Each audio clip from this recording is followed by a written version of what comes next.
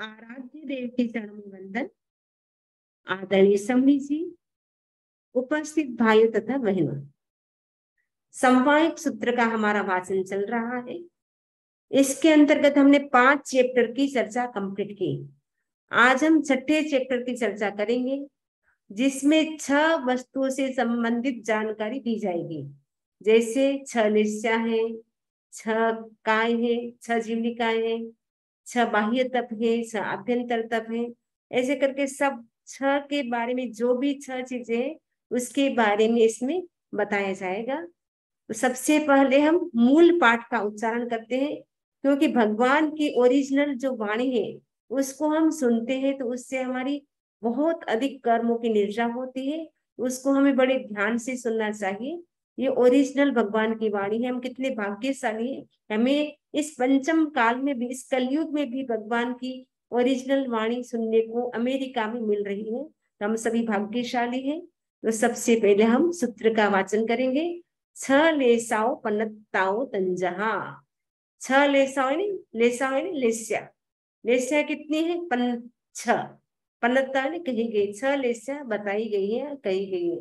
तंजहा, कन्ह लेसा, नील लेसा, काऊ लेसा, तेऊ लेसा, पम्म लेसा, सुक्क लेसा। ये लेस्या के 6 नाम है जो हम 25 बोल में पढ़ते हैं। लेस्या के बोल में तो कन्ह लेसा यानी कृष्ण लेस्या, नील लेसा यानी नील लेस्या, काऊ लेसा यानी कापोत लेस्या, तेऊ यानी तेजस लेस्या, पम्म लेस्या यानी पद्म लेस्या, शुक्ल लेस्या यानी शुक्ल लेस्या। ये 6 प्रकार की लेस्याएं बताई गई हैं, जिसका विवेचन हमने जैन तत्व विद्या के अंतर्गत भी किया है। और हमने 25 बोल की जो चर्चा की थी उसमें भी हमने विस्तार से किया था। लेकिन जैन तत्व विद्या के जो बोल है उसकी रिकॉर्डिंग भी है, अगर आपको सुनना हो तो। लेकिन संक्षेप में आपको बताना चाहूंगी। लेस्या, लेस्या का मतलब होता है आत्मा का परिणाम। आत्मा का जो परिणाम होता है उसे लेस्या कहा जाता है। जैसे जैसे आत्मा के परिणाम बदलते रहते हैं, वैसे वैसे लेस्या भी बदलती रहती है।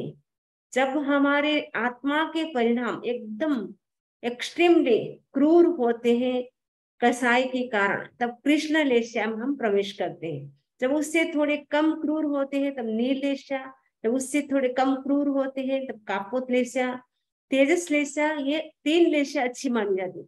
प्रथम 3 लेस्या वो खराब मानी जाती, अशुभ लेस्या मानी जाती है।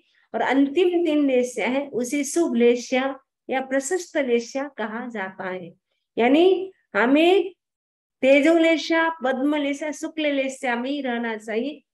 कृष्ण नील कापोत लेस्या से हमें बचना चाहिए, क्योंकि ये 3 अशुभ लेस्या हैं। यदि कृष्ण लेस्या चल रही है, नील लेस्या चल रही है, कापोत लेस्या चल रही है, उसमें यदि हमारी मृत्यु हो तो निश्चित रूप से दुर्गति में ही हमारा जन्म हो सकता है। इसलिए 3 लेस्या से हम कितना बच सकते हैं वो कोशिश करना है कि हमारे कसाय है उसको हम कितने कम कर सकते हैं, कितना मिनिमाइज कर सकते हैं। हमारे जो भाव है, भावधारा, विचारधारा, थॉट्स, तो जो नेगेटिव थॉट्स है उससे हम कितना बच सकते हैं। जो 18 पाप से संबंधित जो भी थॉट्स हैं वो सब के सब नेगेटिव थॉट्स हैं। यदि नेगेटिव थॉट्स आ रहे इसका मतलब है हमारी अशुभ लेस्याएं चल रही हैं। यदि क्रूर परिणाम है, एक्सट्रीमली गुस्सा है, इसका मतलब है अशुभ लेशा है। लेशा बदलती रहती है। तिरंज गति और मनुष्य गति के जीवों के प्रतिक्षण प्रतिक्षण सॉरी यानी 48 मिनट के बाद लेशा बदल जाती है। यानी मतलब जो भी आपको मानो कृष्ण लेशा है, एकदम हाईएस्ट परिणाम 48 मिनट तक रहेगा। उसके बाद आपकी विचारधारा बदल गई तो लेस्या भी शुभ हो सकती है, अशुभ से शुभ भी हो सकती है, शुभ से अशुभ लेस्या भी हो सकती है। जैसे हमारी विचारधारा, जैसे हमारे परिणाम होते, जैसे भावधारा होती है, वैसे वैसे लेस्या भी बदल जाती है। तेऊ लेस्या यानी तेजस लेस्या वाला व्यक्ति धर्म ध्यान में रमण करता है। पद्म लेस्या वाला भी, उससे उसके भीतर करुणा के भाव, पवित्रता के भाव, निर्मलता के भाव होते। शुक्ल लेस्या वाला एकदम उसका हाईएस्ट लेवल की भावधारा होती है, बहुत अच्छे परिणाम होते हैं, पॉजिटिव थिंकिंग वाला होता है। और उसके अंदर सरलता होती है, करुणा का विकास होता है। तो हाईएस्ट लेस्या अच्छी मानी जाती है शुक्ल लेस्या, क्योंकि शुक्ल लेस्या मोक्ष का कारण है। तो शुक्ल लेस्या के माध्यम से ही हम केवल ज्ञान को प्राप्त कर सकते हैं। तो हमारा लक्ष्य तो ये होना चाहिए कि हम शुक्ल लेस्या में रहे, लेकिन शुक्ल लेस्या में न रह सके तो कम से कम तेजस लेस्या, पद्म लेस्या में तो हम रहने की कोशिश करें। दिन भर में जब रात को सोते समय चिंतन करें, आज हम कौन से लेस्या में रहे, हमारे भीतर कृष्ण लेस्या आई, नील लेस्या आई, कापुत लेस्या, कौन सी लेस्या आई। तो लेस्या का यदि आपको डिटेल से सुनना है तो आपको प्रज्ञापना सूत्र का एक चैप्टर है जिसमें पूरा लेस्या का वर्णन है। उत्तराध्यान सूत्र का 34 नाम का चैप्टर है, 34वां अध्ययन है, पूरा लेस्या का चैप्टर है। ठाणक सूत्र है, इसमें भी काफी लेस्या के बारे में बताया गया है। और मैंने भी एक लेक्चर दिया है लेस्या के बारे में, जैन तत्व विद्या के अंतर्गत एक बोल आया था लेस्या का, तो उसमें भी मैंने काफी डिटेल से बताया है। किसी को सुनना हो तो आप सुन सकते हैं। नेक्स्ट है 6 जीव निकाय पन्नत्ता। जीव निकाय के भी 6 प्रकार बताए गए हैं। जो हम सब बोल जो जानते हैं बेसिक, जिसको 25 बोल का नॉलेज है, वो सब जानते हैं कि 6 जीव निकाय कौन से। वो हम बोल में सुनते थे, लेकिन आज हमें ओरिजिनल पता चल रहा है कि इसका रेफरेंस कहाँ से मिल रहा है। तो जो बोल बनाए गए वो आगम के आधार पे है। तो लेस्या का भी मिल गया हम बोल, और ये सजीवनिकाय, षड जीवनिकाय जिसको बोलते हैं, वो षड जीवनिकाय कौन से है। पूर्वी काय, पूर्वी यानी पृथ्वी, पृथ्वी का पूर्वी बन गया पृथ्वी काय। आउ यानी अप काय, तेव यानी तेजस काय, वायु यानी वायु काय, वनस्य यानी वनस्पति काय, तस यानी त्रश काय। ये 6 काय है। तो ये जो षड जीव निकाय की जो चर्चा है वो आचारांग सूत्र का जो प्रथम चैप्टर है, प्रथम चैप्टर के अंतर्गत कितने 6 या 8 उद्देश्य लगभग है, तो उसमें इसकी चर्चा की गई है। तो इसका भी लेक्चर हुआ है, आचारांग सूत्र के ऊपर भी मैंने 2.5 महीना कंटिन्यू लेक्चर किए थे। वो पूरा डिटेल से अगर आपको जानना हो तो षड जीव निकाय के बारे में उसमें पूरा विस्तार से बताया गया है। ये जो षड जीव निकाय है उसमें से 5 जो है प्रथम वो तो स्थावर है, पृथ्वी का, अप का, तेजस का, वायु का, वनस्पति का। ये स्थावर है। स्थावर का मतलब होता है स्थिर रहते हैं, वो हलन चलन नहीं करते हैं।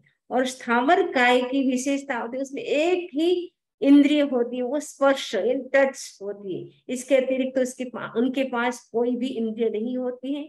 और हम डे टू डे लाइफ में ज्यादा स्थावर जीवों की हिंसा करते हैं, क्योंकि खाना खाते समय नमक का प्रयोग करते हैं तो पृथ्वी काय जीव की हिंसा होती है। पानी का भी प्रयोग होता है तो अपकाय के जीव की हिंसा होती है। अग्नि से रसोई बनाते हैं तो अग्नि का आरंभ समारंभ होता है, तेजस काय की हिंसा होती है। वायु काय हवा चलती है तो वायु काय के जीव की हिंसा होती है। वनस्पति काय जो सब्जी बनाते हैं तो वनस्पति काय के जीव की हिंसा होती है। डे टू डे लाइफ में स्थावर जीव की हिंसा ज्यादा होती है। उसमें हम कितना मिनिमाइज कर सकते हैं वो आप ध्यान दे सकते हैं। जैसे आप काम करते हैं, बर्तन धोते हैं, तो जब तक धोते रहे तब तक कई लोग नल को खुला रखते हैं। आपको जब जरूरत सर्फ से आप कर रहे हैं, पाउडर से कर रहे हैं, तब तक आप नल को बंद कर दें। जैसे ही सर्फ का काम हो जाए उसके बाद स्लो स्पीड में आप नल को चालू करें। एकदम स्पीड से करेंगे तो ज्यादा पानी गिरेगा, तो आप कितना पानी को कम गिरा सकते हैं। अग्नि का जरूरत नहीं है तो अग्नि का आरंभ समारंभ भी कितना कम कर सकते हैं। वनस्पति का एक छेदन भेदन है, जितनी जरूरत है उतनी सब्जी बनानी, बहुत सारी बनानी, कि फेंकती या किसी को देनी पड़े इतना हम ना बनाए, जितनी जरूरत है। तो कितना आप ध्यान रख सकते हैं। ये 5 स्थावर है, 5 स्थावर की हम कितनी रक्षा कर सकते हैं तो उसका भी हमें ध्यान देना है। नेक्स्ट है तस्काय, तस्काय ने त्रस्काय। तो 2 इंद्रिय से लेकर के 5 इंद्रिय तक के सब जीव त्रस जीव हैं। मैंने 2 प्रकार के जीव होते, त्रस और स्थावर। तो स्थावर जीव तो आपको पता चल गया 5 प्रकार के हैं, और त्रस जीव हैं वो 2 इंद्रिय से लेकर के 5 इंद्रिय तक के। 2 इंद्रिय का मतलब है जो लट होती है उसमें 2 इंद्रिय होती है, 3 इंद्रिय होती है चींटी मकोड़े, 4 इंद्रिय होती है मक्खी मच्छर में होती है, और 5 इंद्रिय होती है मनुष्य, तिरंज, नरक गति और देव गति। चारों गतियों में 5 इंद्रिय होती है। नरक गति के जीव भी 5 इंद्रिय वाले होते हैं, देव गति के जीव भी 5 इंद्रिय वाले होते हैं, मनुष्य भी 5 इंद्रिय वाले होते हैं, तिरंज गति में 5 इंद्रिय भी होती है, और बाकी जो 2 इंद्रिय, 3 इंद्रिय, 4 इंद्रिय वाले वो भी तिरंज गति में है, लेकिन उनके पास 2, 3, 4 इंद्रिय। यानी तिरंज गति वाले जीव 2 इंद्रिय वाले भी होते हैं, 3 इंद्रिय वाले भी होते हैं, 4 इंद्रिय वाले और 5 इंद्रिय वाले भी होते हैं। ये इनकी चर्चा भी विस्तार से आप जैन तत्वविद्या का जो बोल है उससे आप सुन सकते हैं, यूट्यूब पे है लेक्चर। छवि बाहिरे तवो कम्मे पनते, जो बाह्य जो तप है वो छवि यानी 6 प्रकार का बताया गया है, क्योंकि तप के 12 भेद हैं। निर्जरा के जो 12 भेद है, वो हम जो 12 भेदों की चर्चा करते हैं तो इसमें 6 के रूप में बताया गया। बाह्य तप और आभ्यंतर तप 2 प्रकार के तप होते हैं। तो जो बाह्य तप है वो 6 प्रकार का है।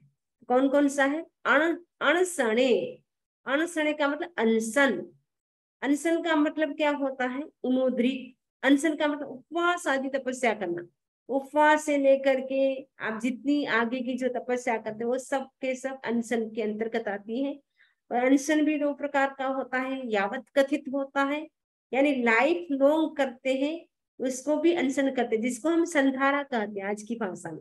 ये संधारा कर लिया। लाइफ लॉन्ग के लिए जो खाने पीने का त्याग किया जाता है वो होता है संधारा या अनशन। लाइफ लॉन्ग के लिए भी कर सकते हैं, 1 दिन के लिए भी कर सकते हैं, 1 महीने के लिए भी कर सकते हैं। कई मासखमण करते हैं महीने महीने के, तो हमारे भुज में भी 216 मासखमण एक साथ हुए, 216 मासखमण। और कई जगह मासखमण तो कितने लोग करते हैं जो कभी अठाई भी नहीं की, वो सीधे मासखमण भी कर लेते हैं। आज ही समणी जी के भतीजे के बहू को पालना हुआ है 31 उपवास का पालना। तो कई लोग ऐसे तपस्वी भी होते हैं। तो उपवास से लेकर के आगे की जो भी तपस्या की जाती है वो सब अनशन के अंतर्गत आती है। दूसरा है उणोयरिया। तप का दूसरा प्रकार कौन सा है? उणोयरिया। उणो यानी उणोदरी, उणोदरी तप। उणोदरी का मतलब भूख से कम खाना, जितनी भूख है उससे थोड़ा कम खाना। सपोज आप 4 फुलके खाते हैं, उसके स्थान पर आधा कम कर दिया, यानी 3.5 खा लिया, तो आपकी उणोदरी हो गई। तो जितनी भूख है उससे कम खाना। हम लोग क्या करते हैं, भूख से ज्यादा खाने की कोशिश करते हैं, लेकिन जितना हम ओवर ईटिंग करते हैं उससे हमारा जो लंग्स होता है, हमारा हार्ट होता है, हमारी किडनी होती है, उसको ज्यादा काम करना पड़ता है, वर्कलोड ज्यादा हो जाता है, जिसके कारण वो असमय में फेल हो जाते हैं। वरना हमारे लंग्स में, हमारी किडनी में, हमारे हार्ट में 300 ईयर तक काम करने की कैपेसिटी है, लेकिन हम ओवर ईटिंग करते हैं, जिसके कारण 40, 50, 60, 70 में हमारे फेल हो जाते हैं। उसका कारण है ओवर ईटिंग। तो भगवान कहते उणोयरिया, उणोदरी तप करो, जिससे शरीर भी अच्छा रहेगा, कर्मों की निर्जरा भी होगी। तो हमारा लक्ष्य क्या होना चाहिए कि कर्मों की निर्जरा के लिए मुझे उणोदरी तप करना, मेरा शरीर अच्छा रहे उसके लिए नहीं। उणोदरी करेंगे कर्मों की निर्जरा के लिए, शरीर तो अपने आप ही अच्छा रहेगा। शरीर में रोग क्यों आता है? जब कर्म ज्यादा होते हैं तब शरीर में रोग आते हैं। यदि आप तपस्या करते हैं, निर्जरा हो रही है, निर्जरा का मतलब है कर्म का झरना, कर्म आत्मा से सेपरेट होते जाते हैं, वो निर्जरा होती है। तूणोद्री करने से भी हमारी कर्मों की निर्जरा होती है, यानी कर्म आत्मा से सेपरेट होते हैं। तीसरा है वित्ती संख्येवो। वित्ती का मतलब वृत्ति, री को ई हो गया, कृपा दो। तो वृत्ति संक्षेप। तो वृत्ति संक्षेप का मतलब होता है कोई एक प्रतिज्ञा करना। आज मुझे एक नवकार मंत्र की माला फेर के ही भोजन करना या ब्रेकफास्ट करना है। आज मुझे 1 घंटा स्वाध्याय करके ही मुझे ब्रेकफास्ट करना है। आज मुझे 1 घंटा मौन करने के बाद ही मुझे स्वाध्याय मतलब क्या ब्रेकफास्ट या लंच करना है। एक प्रतिज्ञा करना, क्या एक प्रतिज्ञा करना, जब वो प्रतिज्ञा कंप्लीट हो जाए उसके बाद ही आप लंच या ब्रेकफास्ट जो भी आपने संकल्प किया है उसके बाद आप ले सकते हैं, उससे पहले नहीं ले सकते हैं। रस परिचाओ, रस परिचय ने रस परित्याग।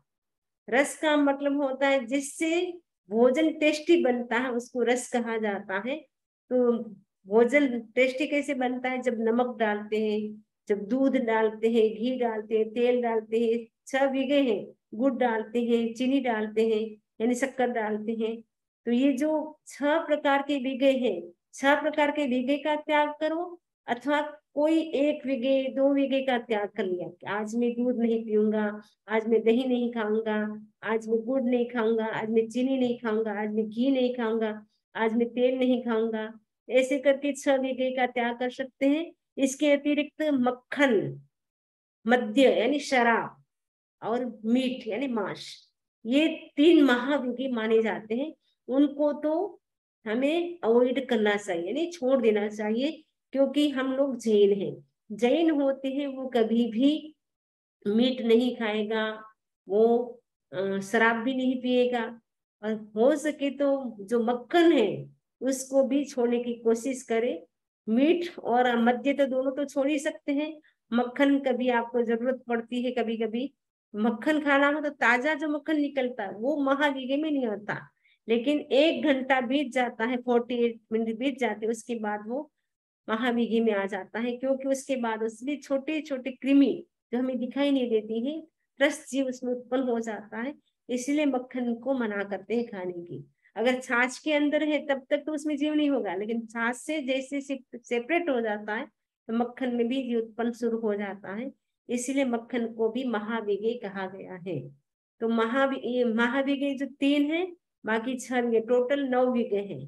तो हो सके तो कभी कभी अष्टमी चतुर्दशी एकादशी नहीं कर सकते हैं तो संकल्प कर सकते हैं कि आज मैं 9 विघे खाने का त्याग करता हूँ, वो भी कर सकते हैं। पर्युषण के दिनों में भी कर सकते हैं, जब चाहे तब रस परित्याग कर सकते हैं। और आजकल तो डॉक्टर भी बताते हैं कि कोलेस्ट्रॉल बढ़ता जा रहा है, हार्ट की प्रॉब्लम हो रही है, तो घी कम खाओ, दूध से बनी हुई चीजें कम खाओ, दही कम खाओ, मलाई कम खाओ। तो वो उससे डॉक्टर कहे उससे पहले भगवान ने कह दिया 2600 साल पहले कि रस परित्याग करो, क्योंकि जितना रस खाएंगे उससे हमारे शरीर में विकृति उत्पन्न होती है। इसका नाम है विगे, भी जिसको हम बोलते विगे, विगे यानी विकृति जो हमारे शरीर में उत्पन्न करे उसको विगे कहते हैं। तो वो विगे का त्याग भगवान महावीर ने आज से 2600 साल पहले दिया। आज डॉक्टर तो अब बोल रहे हैं, क्योंकि अब ज्यादा अटैक हो रहे हैं, कितने हार्ट अटैक से दुनिया में कितने लोग हार्ट अटैक से मरते हैं। तो उसका कारण क्या है? ब्लॉकेज हो जाती है नशे, ज्यादा घी दूध तेल आदि खा लेते तो कोलेस्ट्रॉल बढ़ता है, फिर धीरे धीरे ब्लॉकेज हो जाती है नशे, फिर अचानक वो नशे फटती है और थोड़ी देर में ही व्यक्ति चला जाता है, एकदम सही सलामत होता है। थोड़ी देर पहले तो बातें करता है, ऑफिस में होता है, काम करता करता अचानक थोड़ी देर में सूचना आती है अमुक व्यक्ति की मृत्यु होगी, क्या हुआ? अटैक आ गया था, बस रीजन कुछ नहीं, अटैक आ गया। तो क्यों? क्योंकि हमने खाने पीने पर ध्यान नहीं दिया। तो हमें रसों का भी परित्याग करना चाहिए, रोज रस नहीं खाना चाहिए। आज सपोज आपने मिठाई खा ली तो कम से कम आचार्य महाप्रज्ञा जी कहते थे 2 दिन तक ना खाएं। आज खा ली, 1 दिन खा ली तो 2 दिन छोड़ दे, फिर वापस 1 दिन खा ली, वापस 2 दिन छोड़ दे। इससे क्या होगा कि हमारे बॉडी में भी बैलेंस रहेगा, क्योंकि कभी कभी मीठ स्वीट भी जरूरत होती है, लेकिन उसका भी हम लिमिट कितना कर सकते हैं वो ध्यान देना है। काय क्लेश, काय क्लेश का मतलब है शरीर को कष्ट देना। कष्ट कैसे देना है? तपस्या करके भी दे सकते हैं, और आतापना आजकल तो लेते नहीं, पहले के जमाने जो संत होते थे वो आतापना लेते थे, सूर्य के सामने खड़े हो जाते थे घंटों घंटों, या गरम गरम शिला पर सो जाते थे। वो उससे भी शरीर को कष्ट होता है।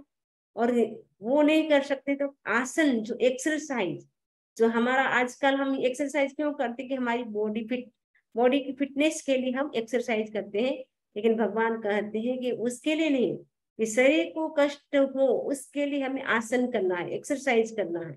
भगवान महावीर भी कितने प्रकार के आसन करते थे, कभी गोदोही का आसन करते थे, कभी पद्मासन करते थे, कभी सिद्धासन करते थे, कभी उकड़ू आसन में बैठते थे। तो अलग अलग आसन में वो प्रयोग करते थे शरीर को कष्ट देने के लिए, क्योंकि जितना शरीर को हम कष्ट देंगे, तपाएंगे, खपाएंगे, उतनी कर्मों की निर्जरा होगी। नेक्स्ट है संनिर्णय यानी प्रतिसंनिर्णयता। प्रतिसंनिर्णयता यानी 5 इंद्रिय और मन, उनको हमें क्या करना है, बस में रखना है, कंट्रोल में रखना है। क्योंकि 5 इंद्रिय और मन एक ऐसे हैं जो कंट्रोल में नहीं रहते हैं तो बहुत सारी समस्या उत्पन्न कर सकता है। हमारी जो 5 इंद्रिय है और मन है उनको हम कंट्रोल में रखने की कोशिश करें। ये 6 प्रकार के बाह्य तप है। बाह्य तप इसीलिए कहा गया है क्योंकि बाहर में सबको दिखाई देता है। सपोज मैंने उपवास किया तो सबको दिखाई देता है, हाँ आपने उपवास किया। उनोद्री की है तो भी मैं बताऊं कि आज मैंने उनोद्री की है, आज मैंने प्रतिज्ञा की है, आज मैंने रस परित्याग किया, आज मैंने कायिक क्लेश एक्सरसाइज की है, आज मैंने 5 इंद्रिय मन को वश में किया। तो ये बाह्य तप यानी दूसरों को दिखाई देता है, बाहर में दिखाई देता है, इसलिए बाह्य तप किया कहा गया है इनको। ये बाह्य तप जो आभ्यंतर तप है उसको सपोर्ट करता है। तो ये जो बाह्य तप है उसके उससे जितनी निर्जरा होती है उससे कई गुना अधिक निर्जरा होती है आभ्यंतर तप से। आभ्यंतर तप कौन सी है इसमें बता रहे भगवान, सव्ये अभ्यंतरे तवो कम्मे पनते। सव्ये मैंने 6 प्रकार के, अभ्यंतरे आभ्यंतर तवो कम्मे तप कर्म है, वो 6 प्रकार के पन्नते बताए गए हैं। कौन कौन से, प्रायश्चित्तम प्रायश्चित्त, विनय यानी विनय, व्यावच्च यानी व्यावृत्य, सज्जाओ यानी स्वाध्याय, झाण यानी ध्यान, उषग्ग यानी कौशग्ग। ये 6 प्रकार के आभ्यंतर तप है। आभ्यंतर करने से बहुत अधिक कर्मों की निर्जरा होती है। ये दिखाई नहीं देता किसी को लेकिन निर्जरा बहुत ज्यादा होती है। तो प्रायश्चित, कोई हमारे से दोष लग गया, व्रत हमने ग्रहण कर लिए लेकिन हमने ध्यान नहीं दिया, कोई भी हमने नियम स्वीकार कर लिया उसके बाद यदि हम ध्यान नहीं देते हैं तो उसमें दोष लगने की संभावना रहती है, तो उसका हम क्या करें, प्रायश्चित ले लें। प्रायश्चित ले ले गुरु के समक्ष, साधु साधियों के समक्ष, या अपने से बड़े हैं उनसे, उनके समक्ष हम क्या करें, प्रायश्चित ले ले कि आज मेरे से ये भूल होगी, आज मैंने 1 घंटा मौन करने का त्याग किया था लेकिन मेरा भंग हो गया, आज मैंने सामायिक की थी लेकिन सामायिक में मुझे किसी कारणवश मुझे टॉयलेट का यूज करना पड़ा। तो जो भी हमें दोष लगा है उसका हम क्या करें, प्रायश्चित ले ले। प्रायश्चित लेने से हमारी आत्मा है पापों से भारी नहीं होती, हल्की हो जाती है। प्रायश्चित नहीं करते हैं तो हमारी आत्मा पाप से भारी बनती है और विराधक बन जाती है, इसलिए प्रायश्चित करना बहुत जरूरी है। विनयो, विनय यानी विनय करना, जो सद्गुण किसी में है उनका हम रेस्पेक्ट करें, सम्मान करें, आदर करें। तो विनय के भी कई प्रकार बताए हैं, ज्ञान विनय, दर्शन विनय, चारित्र विनय, तप विनय। ज्ञान दर्शन चारित्र तप विनय और उपचार लोकोपचार विनय। तो विनय के भी कई प्रकार बताए गए। ज्ञान है किसी के पास उनका भी विनय करें, ज्ञान लेने के लिए उनका विनय करें, क्योंकि विनय करेंगे तब हमें ज्ञान आएगा। विद्या भी विनय से सुशोभित होती है और जिसमें ज्ञान विनय होता है उस व्यक्ति में ज्ञान भी आता है।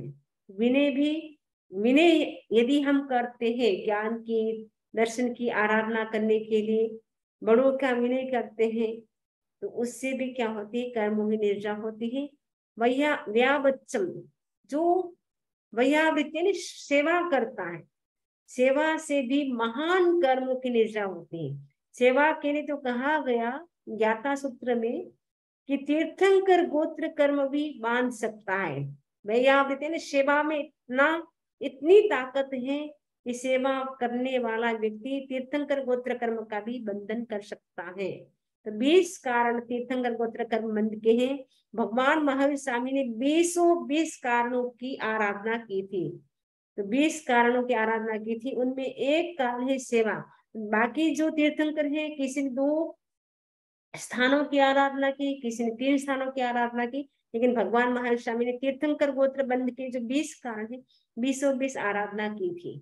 तो वैयावृत्ति यानी साधु साध्वी है, तो उनकी हम जितनी सेवा करते हैं और व्यवहार की दृष्टि से घर में भी जो बीमार है उनकी भी हम सेवा करें, तो सेवा करने से मेवा मिलता है, कहावत भी है। तो सेवा भी कर्मों की निर्जरा का बहुत बड़ा कारण है।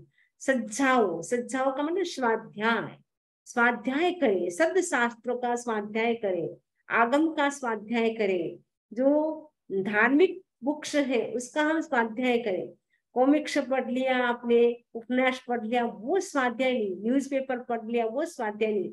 स्वाध्याय का मतलब है शब्द शास्त्र, जो भगवान ने जो कहा है उनका हम स्वाध्याय करते हैं, उनकी वाणी का हम स्वाध्याय करते हैं। आचार्यों ने जो लिखा है, तीर्थंकरों ने जो बताया है, उनका हम स्वाध्याय करते हैं, तो वो स्वाध्याय माना जाता है। और स्वाध्याय के 5 प्रकार हैं: वाचना, पृच्छना, परिवर्तना, अनुप्रेक्षा और धर्म कथा। ये 5 प्रकार स्वाध्याय के, यानी पढ़ना भी स्वाध्याय है, लिखना भी स्वाध्याय है, चिंतन करना, मनन करना, आत्मचिंतन करना, वो सब स्वाध्याय है। बार बार चिंतन करना यानी अनुप्रेक्षा हो जाती है। तो एक ही वस्तु का बार बार चिंतन करना, यानी संसार की चीजों का नहीं, धार्मिक जो आपने पढ़ा उसका बार बार चिंतन करना। ये कैसे हो सकता है, इसमें ऐसे क्या क्या किया जिसके कारण उनको दुर्गति में जाना पड़ा, हम कम से कम ऐसा नहीं करेंगे जिससे हमें दुर्गति में न जाना पड़े।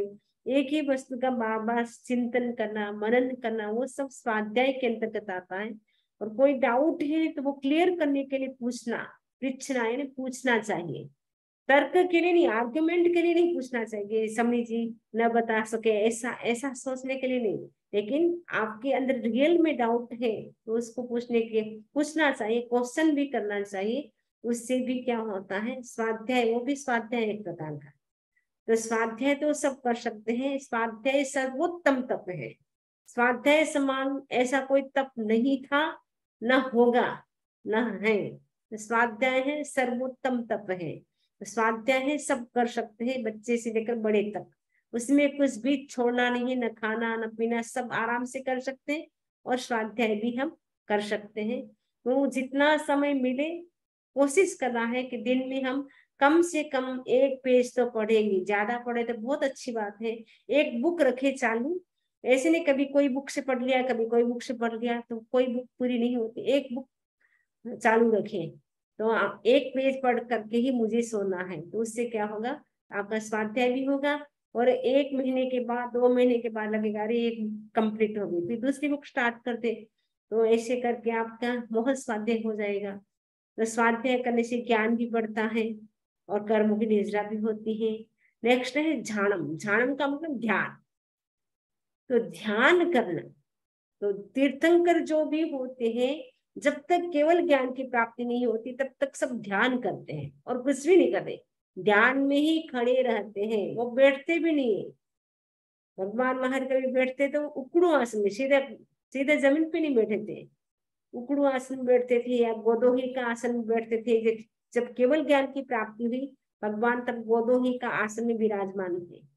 तो तीर्थंकरों का ये नियम होता है कि जब तक केवल ज्ञान की प्राप्ति नहीं होगी तब तक वो बोलेंगे भी नहीं और बैठेंगे भी नहीं, वो उनका नियम होता है।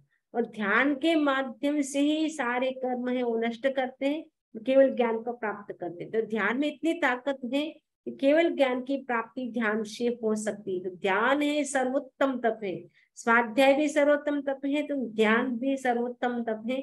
और ध्यान से तो इतनी निर्जा होती है, जो बेले की तपस्या करके जो निर्जरा होती है, उतना मात्र हम आधा घंटा इतना अच्छा ध्यान करें, आत्मा का ध्यान करें, आधे घंटे ध्यान से हम उतनी कर्मों की निर्जरा कर सकते हैं। ध्यान में इतनी ताकत है कि हम इतनी कर्मों की निर्जरा कर सकते हैं। तो ध्यान है बहुत अच्छा है। ध्यान करने से हमारा मन भी, माइंड भी हमारा कंसंट्रेट होता है और कर्मों की निर्जरा भी होती है। और जितनी एकाग्रता बढ़ती है, मन की एकाग्रता, उतना काम भी हमारा फास्ट होता है। इसलिए आज का शब्द माइंडफुलनेस, यानी जितना हम माइंडफुलनेस के साथ काम करते हैं उतना हमारा काम भी जल्दी होता है, टेंशन फ्री रहते हैं, डिप्रेशन फ्री रहते हैं और काम भी अच्छा होता है। तो ध्यान हम अपनी लाइफ में अपनाए। दिन में हम कितना ध्यान कर सकते हैं, 1 मिनट 2 मिनट जितना टाइम हो, थोड़ा थोड़ा करें, एक साथ आधा घंटा ना मिले, दिन भर में 2-2 मिनट करते रहे, हर 1 घंटे के बाद 2 मिनट निकाल दिया। तो 24 आवर्स है, उसमें थोड़ा सोने का समय छोड़ दो, खाने का समय छोड़ दो, उसके बाद भी आप मान लो 5 घंटा भी आपके पास है, 5 घंटे का 2-2 मिनट निकालेंगे तो भी आपका कितना हो जाएगा, 10 मिनट तो हो ही जाएगा आराम आराम से। अगर 24 घंटा में 2-2 मिनट करते हैं तब तो आपका कितना सारा हो सकता है। लेकिन कम से कम 10 मिनट, 20 मिनट, आधा घंटा उतना हमें ध्यान करना है। वो लक्ष्य बनाए। रात को थोड़ा जल्दी सो जाए, सुबह जल्दी उठ जाए तो आराम से ध्यान भी हो सकता है, एक्सरसाइज भी हो सकती है, प्रेयर भी हो सकती है, सब कुछ हो सकता है टाइम पर सोने से। उसको उसके रिलैक्सेशन का प्रयोग करें, कायोत्सर्ग करें। कायोत्सर्ग आजकल जिसको भी हार्ट की प्रॉब्लम होती है, डॉक्टर भी बोलते हैं कायोत्सर्ग, रिलैक्सेशन का प्रयोग करो। जितना रिलैक्स होते हैं, रिलैक्सेशन का प्रयोग करते हैं, उससे हार्ट भी हमारा अच्छा काम करता है। और कायोत्सर्ग करने से कर्मों की निर्जा होती है। कायोत्सर्ग में हमें क्या चिंतन करना है? भेद विज्ञान का अनुभव करना है। आत्मा भिन्न, शरीर भिन्न, ये भेद विज्ञान का अनुभव करना है। हम लेटे लेटे भी कायोत्सर्ग कर सकते हैं, बैठे बैठे भी कर सकते हैं, खड़े खड़े भी कर सकते हैं। 3 प्रकार के कायोत्सर्ग होते हैं।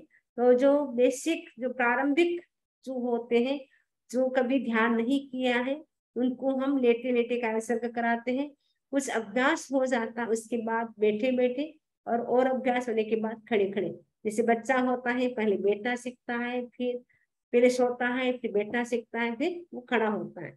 वैसे कायोत्सर्ग भी हम ऐसे ही कराते हैं, पहले लेटे लेटे कराते हैं, फिर जो बिगनर होते हैं उनको लेटे लेटे कराते हैं, फिर वो थोड़ा और हो गए एडवांस में आ जाते हैं, तब उनको खड़े बैठे बैठे और खड़े खड़े भी कराते हैं। सर्वोत्तम कायोत्सर्ग तो खड़े खड़े हैं, तो वो खड़े खड़े ना कर सके तो बैठे बैठे करे, बैठे बैठे भी ना कर सके तो लेटे लेटे भी करे, लेकिन जागरूकता से करना है। तो कायोत्सर्ग से भी हमारे कर्मों की निर्जा होती है। तो यह छठा स्थान है, इसमें सब चीजें 6 प्रकार की बताई जाएगी। तो अभी हमारा टाइम भी पूरा हो रहा है, आगे अभी आज थोड़ा क्योंकि लंबा है चैप्टर, तो इसके बारे में भी आगे हमें समझना है। समुद्र घाट की चर्चा भी बहुत अच्छी चर्चा है, तो उसके बारे में भी हम आगे सुनेंगे। तो समुद्र घाट का भी मेरा पूरा लेक्चर है, बहुत अच्छा लेक्चर दिया हुआ है, उसके बारे में भी आज सुन सकते हैं।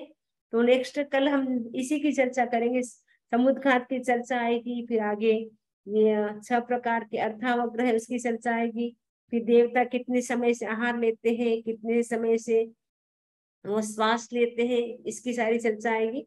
तो कल छठा चैप्टर हम पूरा करेंगे। अभी इतना ही हम चर्चा करते हैं, इसी आशा के साथ। ओम अरहम, ओम अरहम। अब किसी को कोई प्रश्न हो तो पूछ सकते हैं, या इससे पहले हम 10 मिनट ध्यान कर लेते हैं। पहले ध्यान करने के बाद आज हम